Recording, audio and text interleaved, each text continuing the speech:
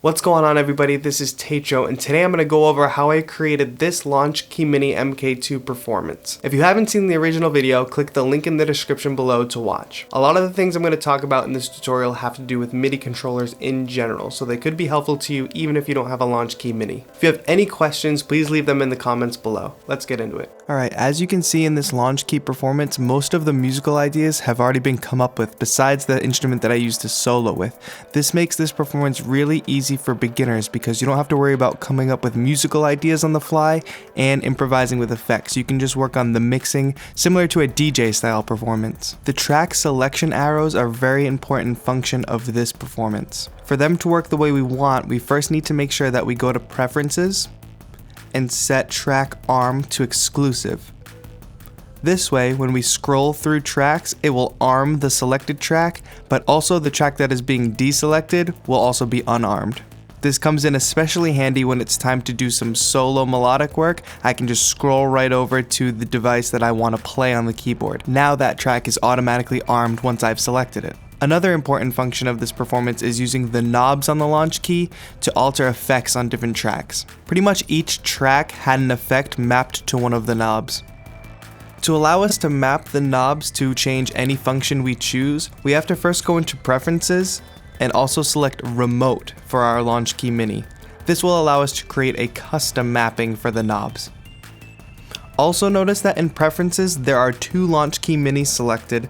One is for the basic MIDI functions of the keyboard, the other is for the in-control functions, which allows us to have that more Ableton customized mapping with launching and recording clips. Now that we've enabled the remote functions of the controller, we can set our own mappings for these knobs. The first step there is to click the MIDI button in the top right hand corner, which you'll notice turns the whole screen blue. So if I'd like to change the high cut on this channel, all I need to do is, now that I'm in this blue screen, click on the knob with my mouse, turn the knob that I would like to change that function with on the keyboard, and then it's mapped. Click off the MIDI mapping mode, and now you'll notice when you turn the knob, you've successfully custom mapped that knob to that parameter. If I open the menu on the left, you can see all the custom mappings that I made for this performance. Feel free to pause here and check out the mappings that I created. One organizational tip is to make it so your knob on track 1 allows you to change a parameter on track 1, and a knob on track 2 will allow you to affect a parameter on track 2. This just makes it a lot less confusing when creating custom mappings. When looking at these custom mappings, you'll also notice that it allows you to set a minimum and a maximum for these parameters. So this can be helpful in this instance with the high cut. Let's say, for instance, I didn't want it to go all the way up to 22 kHz, I wanted it to just stop at 3 kHz. I just set my maximum to that number, click out of MIDI mapping mode, and then you'll notice when I turn the knob to 100%, on the screen, the knob actually stops at 3 kHz. This can be especially helpful with filters and also volume faders that you don't want to max out over 0. Novation's in-control functions are really what's at the heart of this performance.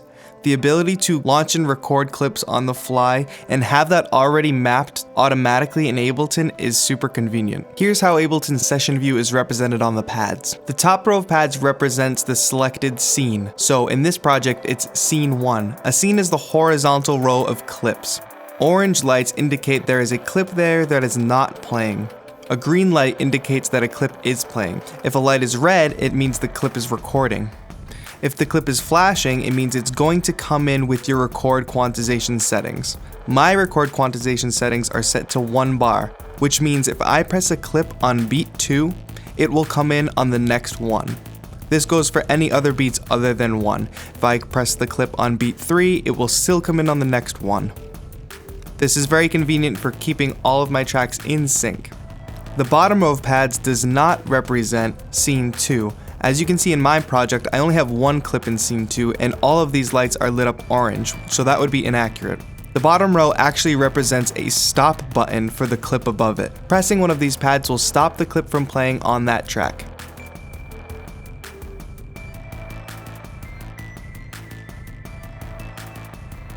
If we navigate down into another scene, you'll notice that the lights change. The top row still represents the selected scene, and the bottom row still functions as stop buttons.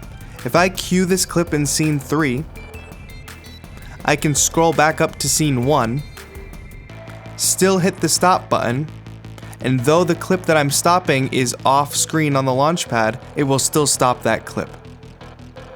The bottom row will always stop a playing clip in that track.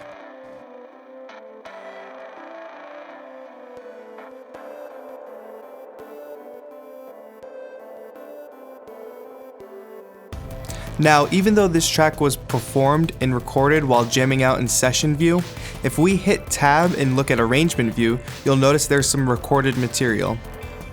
While I was performing this track, I was also simultaneously recording in arrangement. So everything I was doing in the performance was being recorded.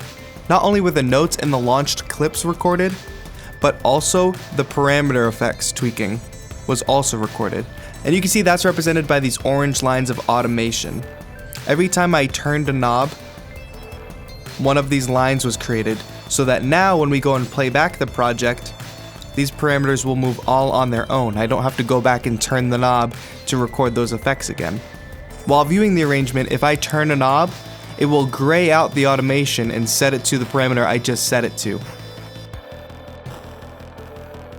But we can easily go back to our automation by hitting that little orange play button in the top right. The purpose of this session was to create a beginner-friendly Ableton Live session. If you have any more questions about this project, please leave them in the comments below. If you enjoyed this video, give it a thumbs up, and consider subscribing to the channel for more live performances, tutorials, and free sound packs. Thanks for watching. This has been TAETRO. Have a good one.